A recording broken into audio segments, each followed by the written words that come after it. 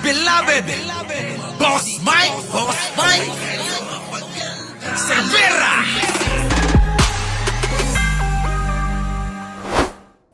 Ng 4 sa 18 nagpakilalang dating bodyguard ni Zaldico ang nauna nilang salaysay na naghatid sila ng male-maletang pera para kina Pangulong Marcos, dating House Speaker Martin Romualdez at iba pang personalidad.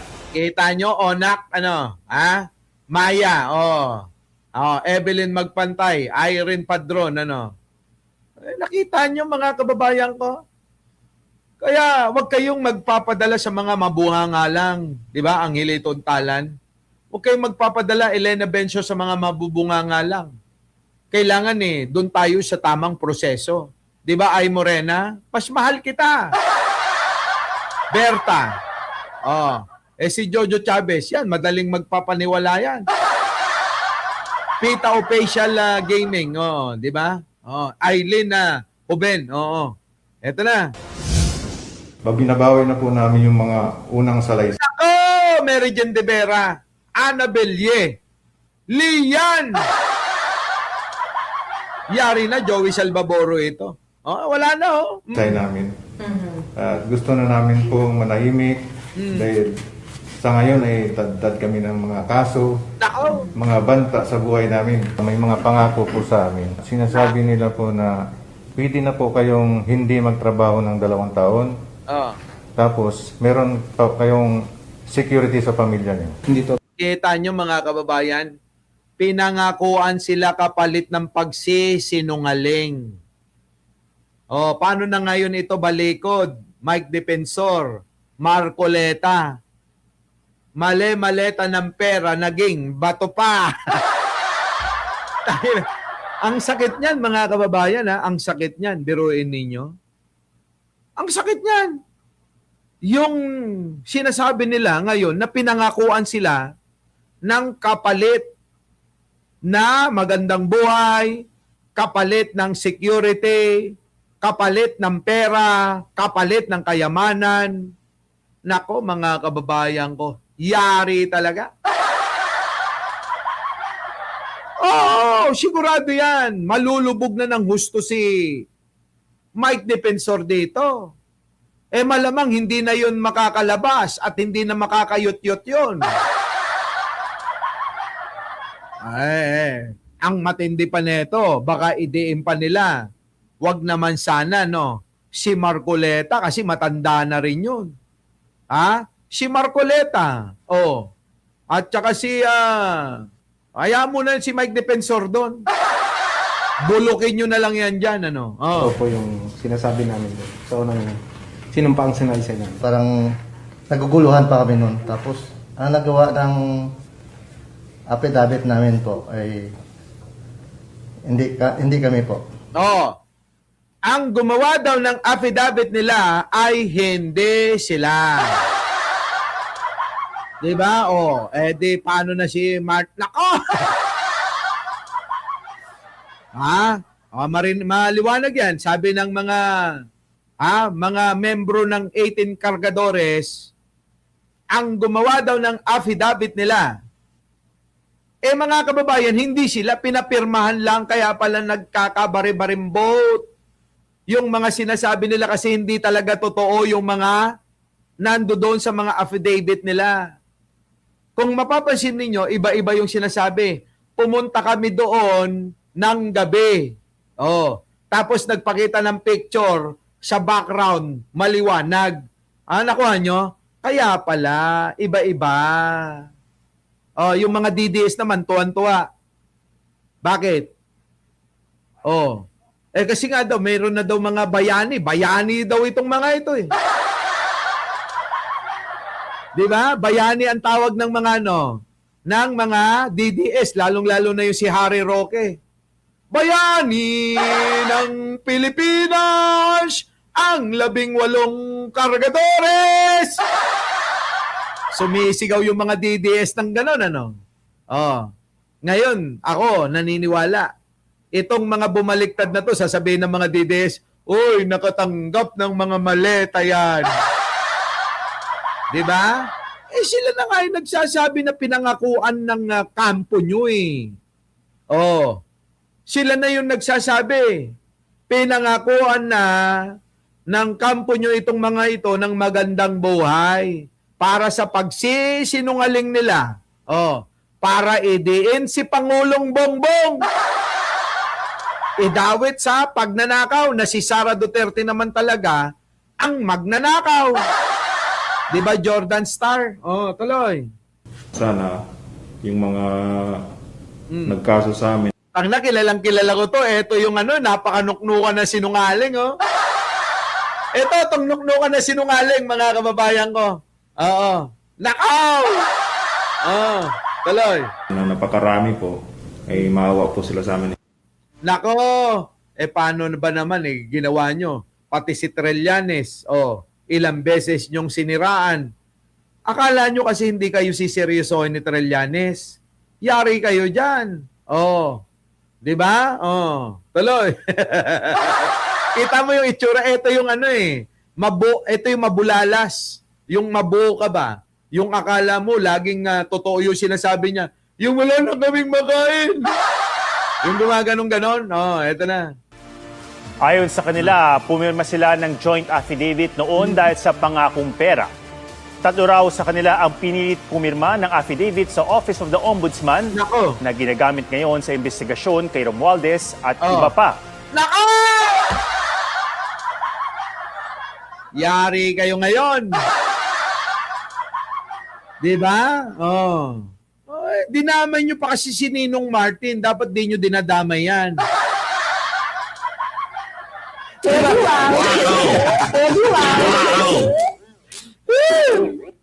ba? Di ba? Dinadamay yung Ninong Martin natin Gawa na raw noon ng sinumpaang salaysay at pinagbantaan umano silang kakasuhan kung hindi ito pipirmahan. Alaka! Ngayon, meron na silang affidavit na sila mismo ang nagsulat at wala raw namilit. Ngayon, yung affidavit daw nila, ay walang pumilit. Sila daw ang gumawa niyan. Kita nyo?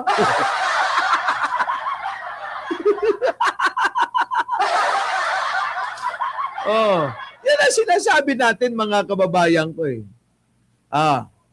baka akala nyo. Di ba? Tuloy. Sinusubukan ng GMA News na kunin ang panig ng Ombudsman at ni Attorney Baligon na unang nagpakilala sa grupo na Nako! Grabe ito, mga kababayan ko. Grabe ito. Yari, Charlie Whiskey. Ito si Balikod, mukhang babaliktad dito, mga kababayan. Ito na lang babaliktad dito. Di ba? Ngayon, mga kababayan, ito matindi. Nako, mamaya may daho ako sa inyo, matindi yung daho ko sa inyo. Ito, mga kababayan ko, bukod sa 4, mga kababayan ko, ito malupit. Bukod sa 4, na bumaliktad kahapon, Cynthia, Matsunaga, Daisy Almenario, George, DC, Shoutout to sa lahat ng mga bagong dating, Ito na ngayon, mga kababayan, Marie Dulce, Darwin, Bukod sa 4, meron na namang isang bumaliktad. So kung 18 sila, so 4 plus 1, 5, minus 5. 13 hudas na lang, mga kababayan, ang matitirang kargadores. Rosan? 13 na lang, King Tomador, ang matitira, Bunny Boy. Na Jasmine Ines Hidalgo.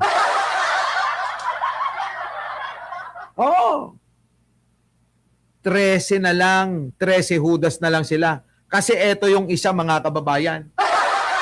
Di ba? BNB Eduardo, thank you naman. Paano yan, Boss Mike? Ang statement ng 18 Marines, ang basis ng kaso ni Uncle...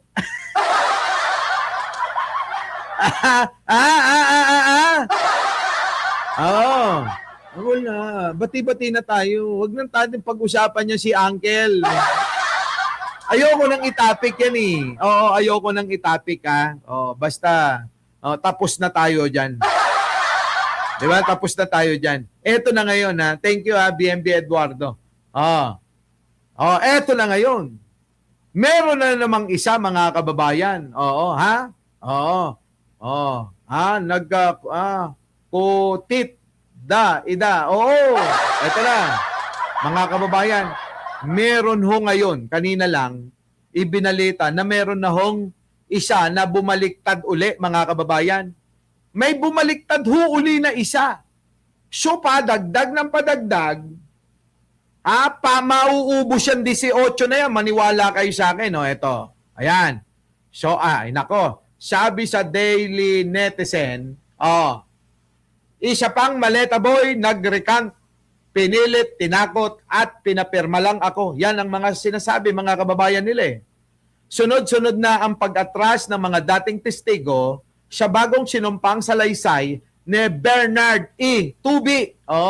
Iginiit niyang ang una niyang affidavit, ang tinutukoy po ay si Bernard Tubi, ay hindi umano kusang loob at nilagdaan lamang dahil sa umano'y matinding pamimilit at pagbabanta, mga kababayan.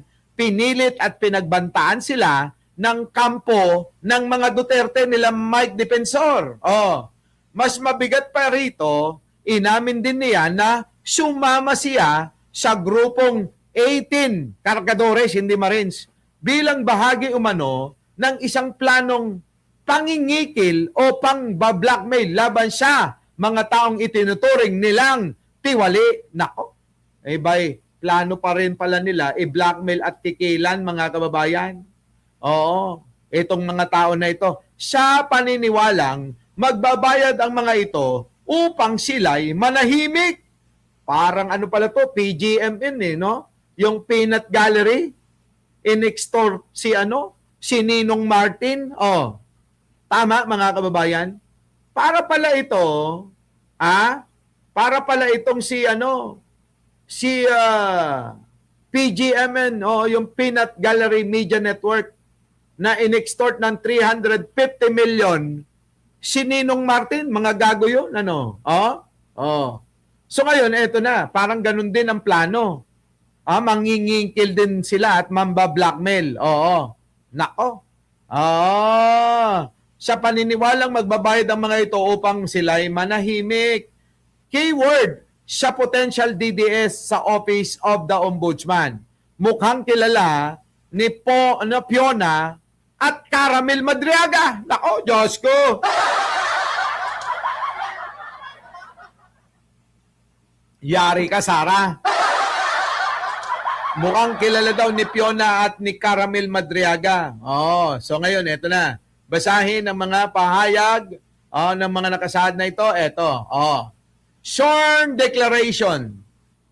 Ako si Bernard Tubi, nasa hustong gulang Pilipino at may pahatirang sulat sa 10 Ames Street, 10 Ames Street, North Signal Village, Taguig, 4th District, National Capital Region.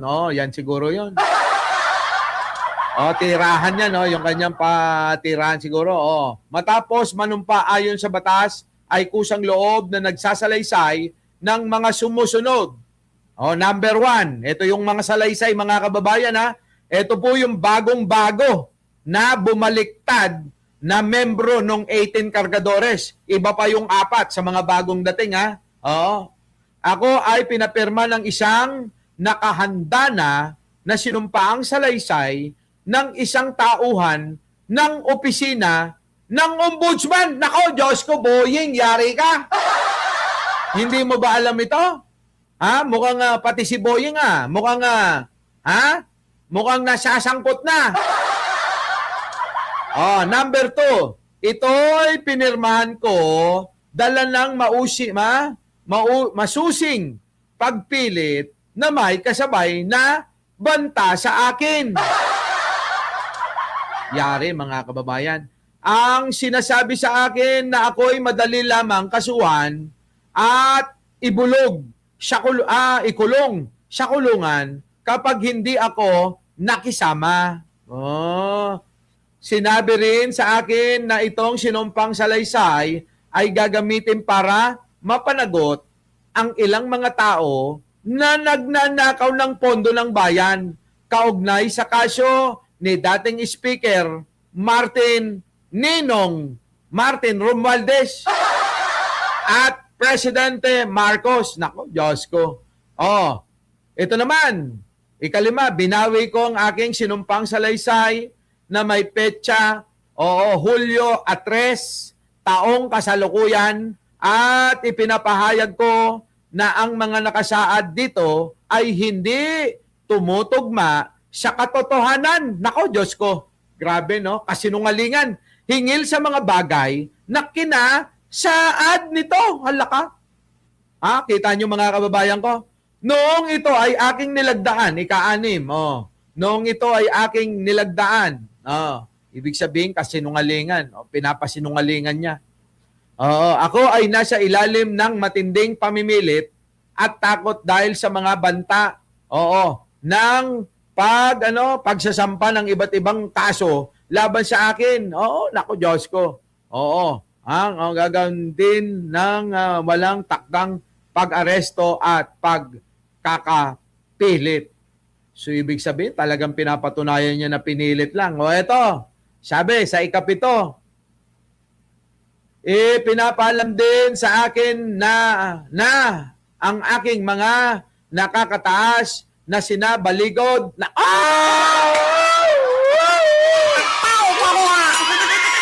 Yari na! Yari na! Yari na! Yari na! Yari na ito! Yari na! Ipinapaalam din sa akin ng aking mga nakakataas na sinabalikod, Depensor. Nako, binanggit na yung mga pangalan, mga kababayan. Balikod, Depensor at Marcoleta ay ikukulong at mawawalan kami ng anumang suporta o handler sa amin. Nako, Diyos ko. Dahil dito at sa pangamba, ang nasabing sinumpaang salaysay ay maaaring magdulot sa akin ng matinding panganib sa aking kaligtasan at mabigat na kahihinatnan legal. Minabuti kong ilayo ang aking sarili rito at magsabi na ng totoo. Ayun, mga kababayan, nagsabi na daw siya ng totoo.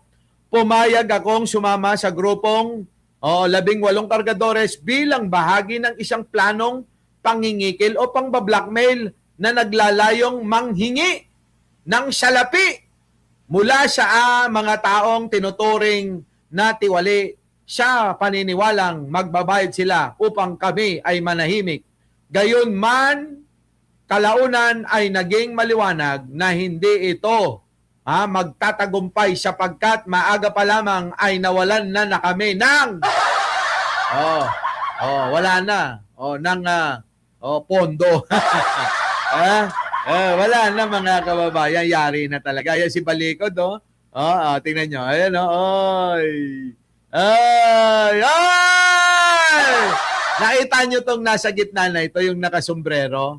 Yan, yung may dalang mic. Nuknukan ng sinungaling yan eh. Eto ho yan, yung katabi rito sa ibaba. Yung mga yan. Biruin nyo kung sino yung mga maiingay. Sila yung mga bumaliktad, Yari kayo ngayon. Eto na yung mga affidavit. Grabe, mga kababayan. Matindi talaga. Dito tayo, mga kababayan.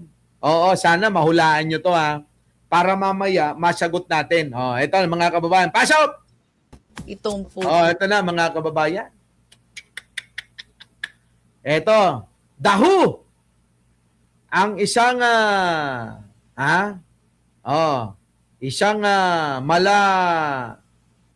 panoorin nyo na muna. Sige. Sino raw itong politiko? Ang umarkila umano ng isang abogado para banata ng isang kapwa politiko na nagbabalak na tumakbo sa 2028 presidential elections. Ayon sa nakalap ni Mang Teban, Kinontrata umano ng politiko ang isang abogado at social media personality para siraan ang isang nagbabalak na tumakbong presidente ng bansa. Nako, mga kababayan ko, ha? Nako, ha? Nako! Oh. Hoy, ito, Wedge.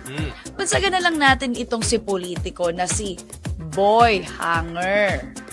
Dahil parang Alam nyo na, kilala nyo na yan. Kilala nyo na yan. Sino nga daw ito? Itong abogado at nag-arkela daw ng mga maninira. Maninira daw sa isang nagbabalak ding tumakbong presidente. Sino ito, mga kababayan?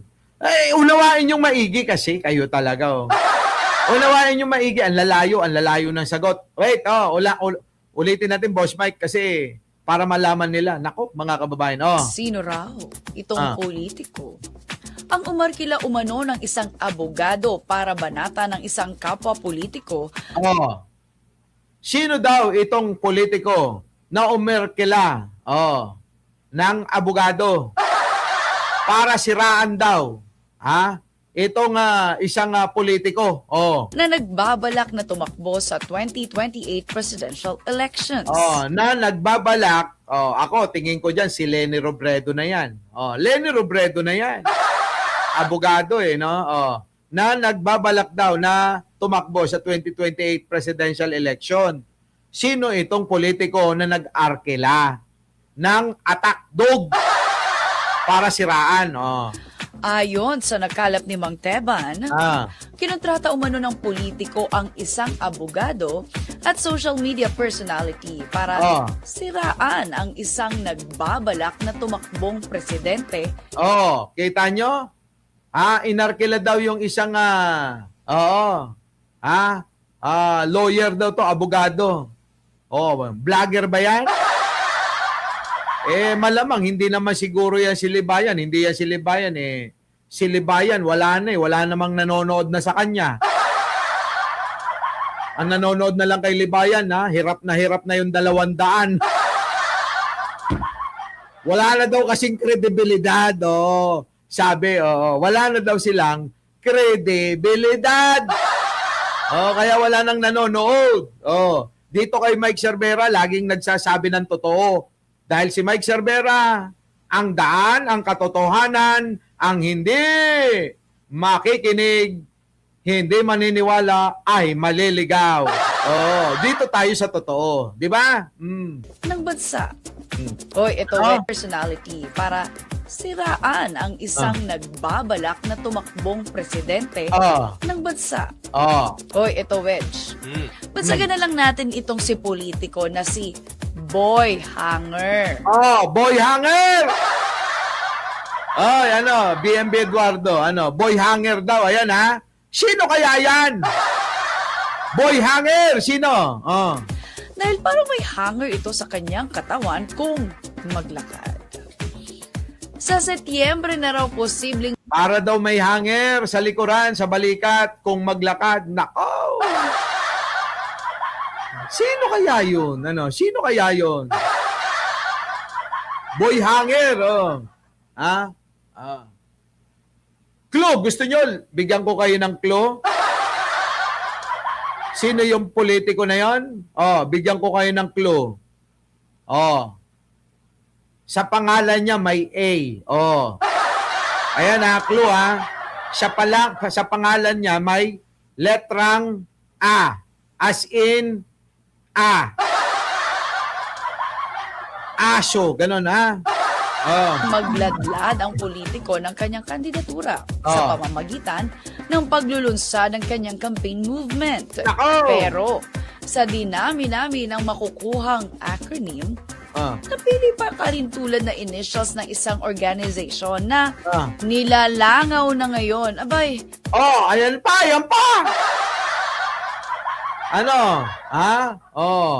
Diba? Ayan pa. Brusco, shout out, thank you sa inyong lahat Naku mga kababayan, nilalangaw pa ayon daw, para ba parang hinango pa yung pangalan niya, sa isang isang organization na nilalangaw daw. Gusto rin sigurong dumugin ang kanyang kandidatura sa pagkapresidente ng Pilipinas. Nako. Pero, namamalikmata siguro itong politiko dahil sa mataas na grado ng kanyang salamin Ay! at hindi na Nako, may salamin, may salamin! Dahil daw sa mataas na grado ng kanyang salamin, ay mukhang hindi niya na yan natakikita yung mga nangyayari, ano? kita na hindi na popular ang napili niyang initial sa kanyang campaign movement. Hindi na daw popular yung kanyang initial sa kanyang campaign movement, mga kababayan. Ay, sino kaya ito? Sino kaya ito, mga kababayan, ano?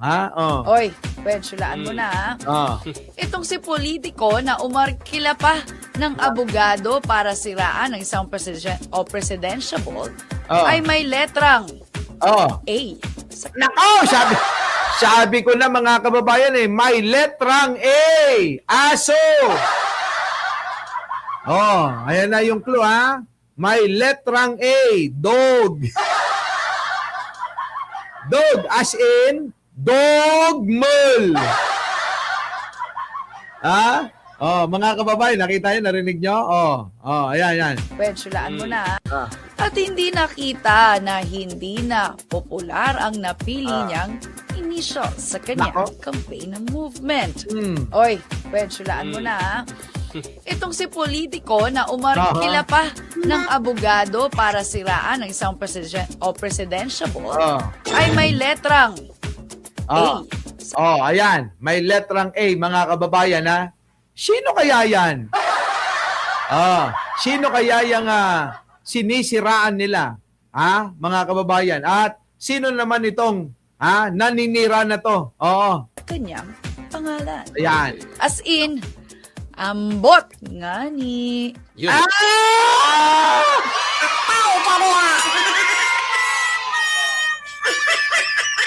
Bisaya, mga kababayan, ambot nga ni. Nako, Diyos ko, nga yun Mga kababayan, medyo malalim, Ambot nga ni. Ayan ang problema, mahilig kayo manira, mga poke ng ina nyo, Diba? Ambot nga ni. Umarkila pa ng abogado para siraan daw yung pong isang Evangeline Camilos. Sino? Eunice. Alam nyo na. Berhinya Domingo. Yung mga ko rito, kulasisi ko. So, bahala na kayo, mga kababayan. Babalik tayo mamaya. Alauna. Muli, mga kababayan, maraming salamat sa inyong pagsama. Ako muli ang inyong lingkod. Wala nang iba. Mike Cervera po. Hindi kamukha ni Chris Ulo. Hindi kamukha ni Nyulo. At lalong-lalo, hindi kamukha ng Banateros. Nag-iisa, walang katulad, Mike Cervera po. Maraming salamat po. Our beloved Boss Mike Cervera.